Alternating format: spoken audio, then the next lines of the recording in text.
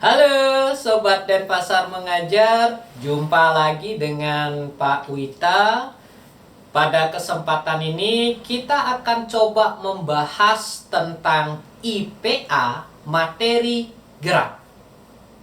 Oke, untuk lebih jelas Bapak akan tuliskan gambaran umum ya tentang materi gerak yang akan kita bahas pada kesempatan ini. Oke, Bapak tuliskan di papan. Jadi yang kita akan bahas pada kesempatan ini, yang pertama nanti adalah definisi dari gerak. Oke, ya. Definisi dari gerak. Yang kedua, kita akan coba membahas tentang apa itu jarak dan perpindahan, ya. Nah, yang ketiga, kita akan coba juga membahas tentang kelajuan rata-rata dan kecepatan rata-rata. Oke, Sobat Denpasar Mengajar, jadi 3 bahasan pokok yang akan kita bahas pada video berikut ini. Jadi, Sobat Denpasar Mengajar, terus ikuti video berikut ini.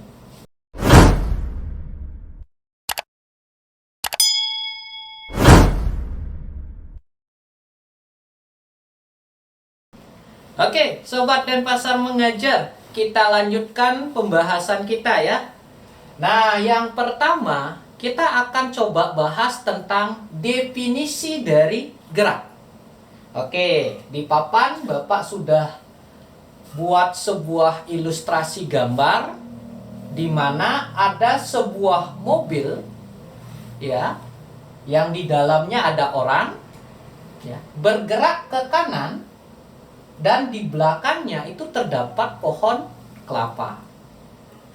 Oke, sebelum Bapak ulas mengenai gambar ini, Bapak coba sampaikan dulu pengertian atau definisi dari gerak. Oke. Jadi yang dimaksud dengan gerak, gerak itu adalah perubahan posisi benda terhadap titik acuan. Oke, jadi Sobat Denpasar Mengajar harus ingat, untuk menyatakan sebuah benda itu bergerak apa tidak, kita harus memiliki yang dinamakan dengan titik acuan. Contohnya begini. Mobil ini bergerak kalau dilihat dari pohon. Jadi apa? Titik acuan kita adalah pohon kelapa tersebut. Ya. Jadi harus ada titik acuan untuk menyatakan sebuah benda bergerak. Nah, Sobat Denpasar Mengajar, kalau dilihat dari ilustrasi gambar, ya, kita bisa membedakan gerak dalam gambar tersebut menjadi 2, yaitu gerak semu dan gerak relatif. Ya. Nah, apa itu gerak semu? Ya, gerak semu itu adalah gerak dari benda diam seolah-olah dia bergerak. Jadi bendanya diam, tapi kita amati ternyata dia bergerak. Contohnya apa, Sobat Denpasar Mengajar? Contohnya, ya, pohon kelapa itu seolah-olah bergerak terhadap mobil. Oke? Nah, pada contoh tersebut, ya, yang menjadi titik acuan kita itu adalah mobil. Jadi kalau kita amati dari mobil, ya, pohon kelapa seolah-olah bergerak, padahal pohon kelapa diam. Nah, itu yang dimaksud dengan gerak semu. Nah, Sobat Denpasar Mengajar, selain ilustrasi yang Bapak tuliskan di papan, dalam kehidupan sehari-hari kita juga mengenal ada gerak semu. Contohnya apa? Ya, kalau diamati, ya, matahari seolah-olah dia bergerak dari timur menuju barat. Padahal kenyataannya apa? Mataharinya diam. Yang bergerak siapa? Yang bergerak adalah bumi. Nah, gerak matahari dari timur menuju barat itu disebut dengan gerak semu. Oke? Paham Sobat Denpasar mengajar? Nah, kalau sudah, kita coba lanjutkan. Jadi, di samping gerak semu, ya, pada ilustrasi gambar Bapak itu ada juga gerak relatif. Nah, apa itu gerak relatif?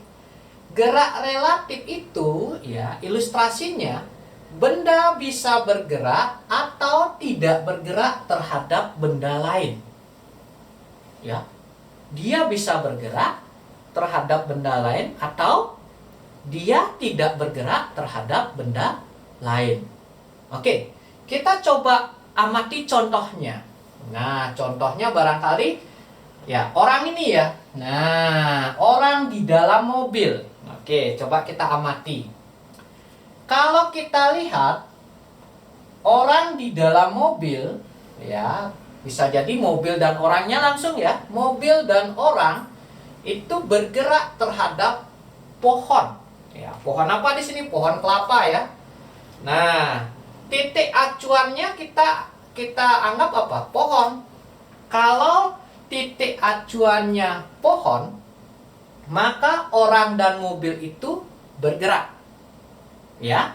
Jadi orangnya bergerak, mobilnya juga bergerak. Tetapi, nah sekarang kita coba lihat orang dan mobilnya saja. Oke. Orang dan mobilnya saja di sini. Ya, kita coba lihat di sana. Kalau misalnya titik acuan kita mobil, maka orang tidak bergerak terhadap mobil. Oke. Kalau di sini nanti orangnya bergerak terhadap pohon. Kalau titik acuannya pohon. Termasuk juga mobil. Mobil nanti bergerak terhadap pohon juga. Ya, kalau di sini orang tidak bergerak terhadap mobil kalau acuannya mobil. Atau boleh juga nanti kita tulis kalau mobilnya gimana? Mobil juga tidak bergerak, ya, bergerak terhadap apa? Terhadap orang, ya. Jadi kalau titik acuannya orang, nanti mobilnya tidak bergerak. Tapi kalau titik acuannya pohon, mobilnya pasti bergerak. Oke. Ya, jadi itu yang disebut dengan gerak relatif. Oke, Sobat Denpasar mengajar. Jadi itu sekilas tentang definisi gerak, termasuk jenis-jenis gerak dilihat dari ilustrasi gambar yang Bapak berikan. Selanjutnya kita akan lanjutkan tentang materi kita yang kedua tentang jarak dan perpindahan. Oke, Sobat Denpasar mengajar, kita lanjutkan lagi. Nah, yang kedua kita akan bahas tentang jarak dan perpindahan. Apa itu jarak? Apa itu perpindahan? Oke. Nah, Bapak mulai dengan definisinya saja ya. Jadi yang pertama yang disebut dengan jarak ya. Jarak ini apa? Jarak ini kalau kita tulis definisinya itu adalah lintasan yang ditempuh benda, ya, ditempuh benda, ya, atau bahasa lainnya itu lintasan total, ya. Jadi di sini lintasan total, ya. Sedangkan perpindahan, nah kalau perpindahan itu sebenarnya vektor, ya. Perpindahan itu apa? Perubahan, ya, perubahan posisi benda, ya. Perubahan posisi benda. Oke. Jadi, ingat sekali lagi, jarak itu adalah lintasan total, sedangkan perpindahan itu adalah besaran vektor. Itu adalah perubahan posisi benda. Nah, kalau bingung, Bapak kasih contoh, ya. Misalnya contoh yang pertama seperti ini. Oke. Contoh yang pertama ya. Misalnya sebuah benda ini dari titik A ya. Dari titik A dia bergerak ke kanan. Oke. Ke titik B. Nah, jarak dari A dan B ini, oke. Jarak dari A dan B ini itu adalah misalnya 80 meter. Ya.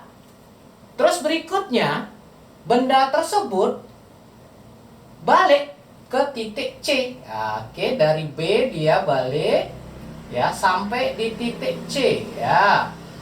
Nah, lintasan atau jarak yang ditempuh itu misalnya adalah 20 meter. Ya. Dari ilustrasi yang pertama, oke, kita akan coba cari berapa besarnya jarak, berapa besarnya ya perpindahan. Nah, sekarang kita lihat. Kalau jarak tadi apa? Lintasan total. Oke. Berarti jaraknya lintasan total berarti lintasan totalnya berapa? Ya, 80 meter ditambah berapa? 20 meter. Ya. Jadi pertama dia lintasan dari A ke B 80. Dari B ke C 20. Tambahin saja, ya. Jadi totalnya berapa? 100 meter. Jadi jaraknya adalah 100 meter. Nah, bagaimana dengan perpindahan? Nah, perpindahan di sini, ayo. Berapa kira-kira? Perpindahan itu ingat besaran vektor. Jadi pertama benda itu ke kanan 80 meter. Kemudian balik ke kiri 20 meter. Berarti benda tersebut berpindah sejauh berapa? Oke, bukan kita jumlahkan, tapi kita kurangkan. Kenapa kita kurangkan? Karena dari yang kita cari sekarang apa? Perpindahan itu cuma dari A ke C. Ini saja. Ya. Ini yang disebut dengan perpindahan dari A ke C. Maka kalau kita cari berapa besarnya perpindahan itu, jadinya apa? 80 meter kita kurangi dengan 20 meter. Jadi berapa di sana? Jawabannya adalah 60 meter. Oke? Jadi jarak dari ilustrasi soal pertama adalah 100 meter, sedangkan perpindahannya adalah 60 meter. Oke. Itu contoh yang pertama ya. Berikutnya Sobat Denpasar mengajar, Bapak kasih contoh yang kedua. Ya, misalnya seperti ini. Ya, sebuah benda misalnya dia bergerak ke kanan dari A ke B. Nah, sejauh berapa? 80 meter. Oke. Berikutnya dia bergerak ke bawah. Oke. Ke C. Oke. Berarti ini tegak lurus ya. Sejauh berapa? 60 meter. Nah, pertanyaannya sama dengan nomor 1. Berapakah jaraknya? Berapakah perpindahannya? Oke? Nah, ingat Sobat Denpasar mengajar yang disebut dengan jarak tadi apa? Lintasan total. Oke. Jadi jaraknya tinggal dijumlahin saja ya, lintasannya dari A ke B lintasannya 80 meter. Dari B ke C lintasannya 60 meter. Jadi berapa? 80 tambah 60 adalah 140 meter. Ya. Tapi kalau perpindahan bagaimana? Perpindahan, ingat perpindahan itu adalah besaran vektor. Yang disebut dengan perpindahan soal yang kedua itu adalah ya dari A sampai C. Jadi kita coba garis vektornya dari A sampai C. Nah, ini yang disebut dengan perpindahan. Oke? Nah, untuk mengerjakan soal yang kedua tentang perpindahan, di sini Sobat Denpasar Mengajar gunakan konsep Pitagoras. Jadi, Bapak sudah pernah ulas bagaimana cara mencari ya teorema Pitagoras dari segitiga siku-siku. Jadi, tonton video Bapak tentang teorema Pitagoras. Oke, di sini Bapak kerjakan ya. Jadi kalau kita pakai konsep Pitagoras, maka akan menjadi apa? Akar dari kuadrat sisi-sisi penyikunya. Karena yang kita cari adalah sisi terpanjang atau sisi miringnya. Oke, di sini jadi 80 kuadrat tambah 60 kuadrat. Ya, 80 kuadrat berapa? 6400 ya, 6400 ditambah 60 kuadrat berapa? 60 kuadrat adalah 3600. Jadi 6400 tambah 3600 berapa? Ya, jadi nolnya ada berapa nanti? Ada 4 ya, jadi 10.000. Akar dari 10.000 apa? Akar dari 10.000? 100. Jadi perpindahannya adalah sebesar 100 meter. Oke, Sobat Denpasar Mengajar, itu soal yang kedua. Bapak kasih lagi satu contoh soal. Ya, soal yang ketiga. Ya, kita masih mencari besarnya jarak dan perpindahan. Oke, Sobat Denpasar Mengajar pasti pernah lari di lapangan ya.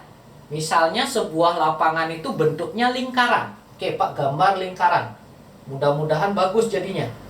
Ya, anggap aja lingkaran ya.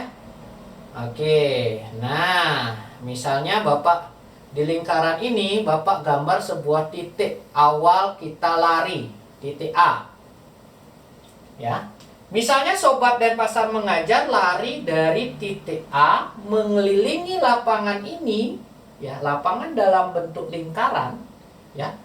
Akhirnya, oke, Bapak tulis saja di sini. Nah, ini misalnya ke sini mengelilingi terus ya.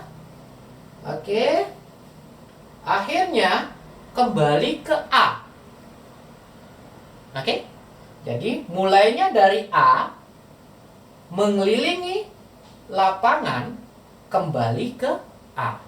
Nah, dari ilustrasi yang ketiga, Sobat Denpasar Mengajar coba tentukan berapa besarnya jarak yang ditempuh dan berapa besarnya perpindahannya. Oke? Oke. Nah, sekarang kita coba jawab ya. Yang disebut dengan jarak di sini berapa? Ya. Kalau kita lihat lapangannya berbentuk lingkaran, berarti jaraknya sama dengan apa? Keliling lingkaran. Ya. Jadi jaraknya adalah keliling lingkaran. Masih ingat rumus keliling lingkaran, Sobat Denpasar Mengajar? Masih ya? Rumusnya apa? Rumus dari keliling lingkaran adalah 2V kali R. Atau kalau rumus yang lain apa? Rumus yang lain boleh V kali D. R ini apa? R itu adalah jari-jari lingkaran atau D itu adalah diameter lingkaran. Ya. Jadi jaraknya hitung aja nanti berapa jari-jari lingkaran lapangan tersebut, ya. Nah, bagaimana dengan perpindahan? Oke, kita cari sekarang perpindahan. Awalnya kita mulai lari dari titik A kembali ke titik A. Jadi kalau dilihat dari ilustrasi itu kita berpindah sebesar berapa? Sebesar berapa sobat? Sebesar 0. Ya, kenapa 0? Karena kita mulai dari titik A kembali ke titik A. Jadi sobat Denpasar mengajar tidak berpindah sama sekali. Oke? Jadi itu 3 contoh soal tentang jarak dan perpindahan. Ingat sekali lagi sobat Denpasar mengajar, yang disebut jarak adalah lintasan total, sedangkan perpindahan adalah perubahan posisi benda. Oke, sebentar kita lanjutkan pembahasan kita tentang kelajuan rata-rata dan kecepatan rata-rata. Oke, sobat Denpasar mengajar, kita lanjutkan lagi ya. Nah, yang sekarang kita akan coba ulas tentang kelajuan rata-rata dan kecepatan rata-rata, ya. Bapak langsung saja ke rumusannya, ya. Nah, yang dimaksud dengan kelajuan rata-rata, ya. Kelajuan rata-rata. Nah, kelajuan rata-rata itu adalah jarak dibagi waktu. Ya. Kelajuan rata-rata adalah jarak dibagi waktu, sedangkan kecepatan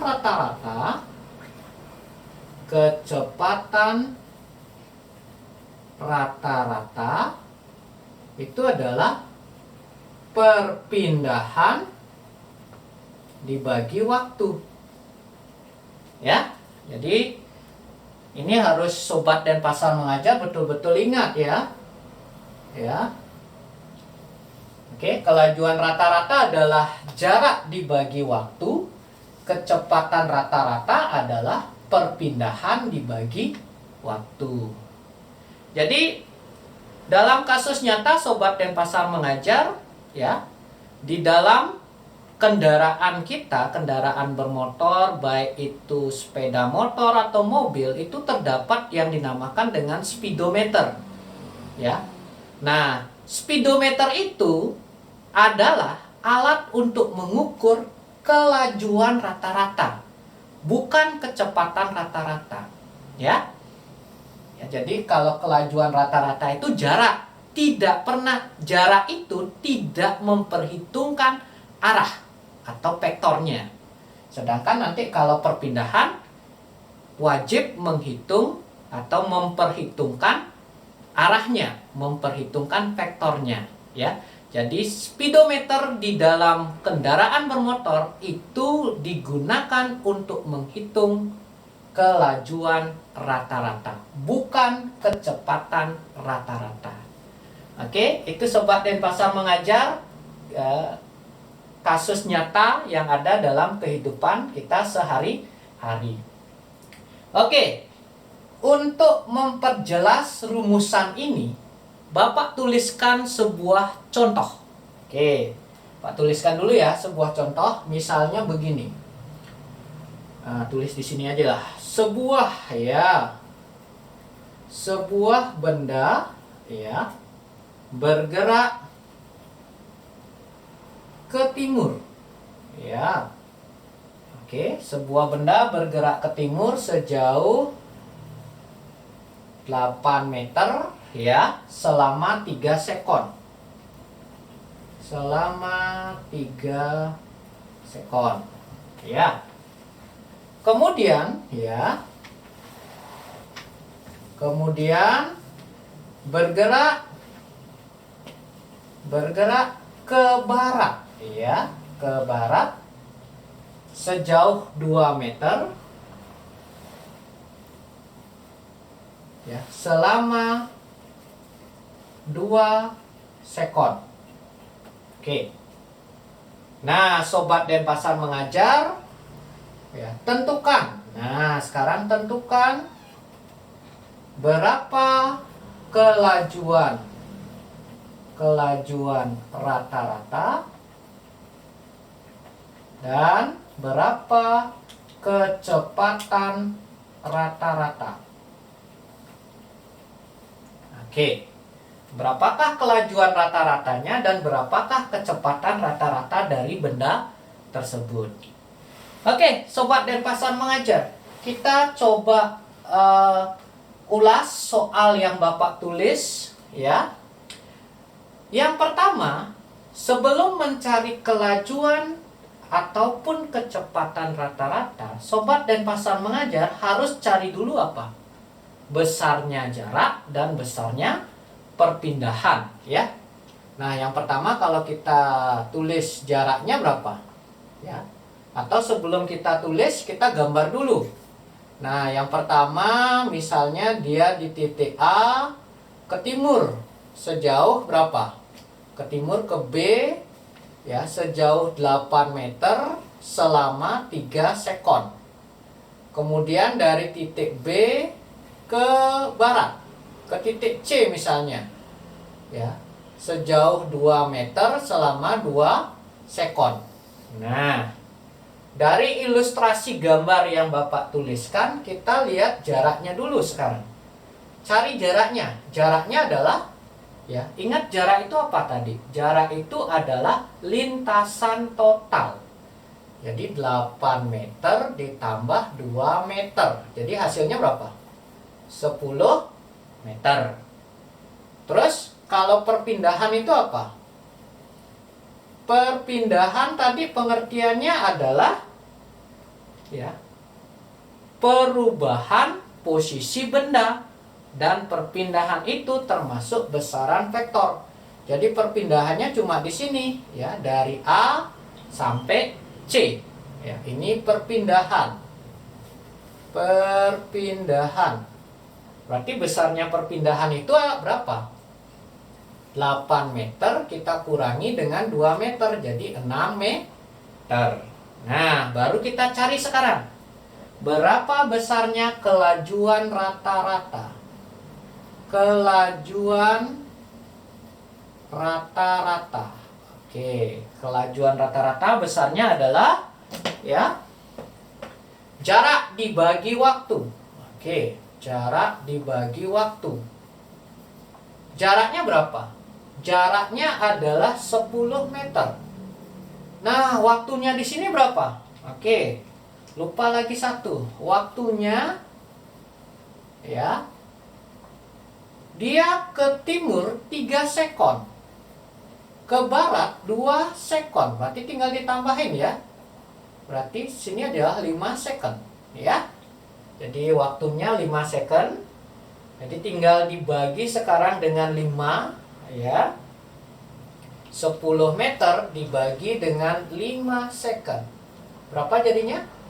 10 bagi 5 adalah 2 meter per second. Ya. Itu adalah kelajuan rata-rata. Terus berikutnya kita mencari kecepatan rata-rata. Kecepatan rata-rata. Nah, kecepatan rata-rata itu apa? Perpindahan dibagi waktu. Ya, ingat perpindahannya tadi berapa kita dapat? Perpindahannya kita dapat 6 meter. Waktunya tadi sudah kita cari 5 second. Berarti 6 bagi 5 berapa? 6 bagi 5 dapatnya 1,2 satuannya meter per second. Oke? Oke, Sobat Denpasar Mengajar, jadi itu yang Bapak bisa sampaikan pada kesempatan kali ini tentang gerak secara teori dasar ya. Mudah-mudahan ada manfaatnya bagi Sobat Denpasar Mengajar ya. Bapak akhiri dulu video ini dan sampai jumpa lagi di video-video tentang materi gerak berikutnya. Dan tetap diingat, belajar bersama Denpasar Mengajar pasti fun.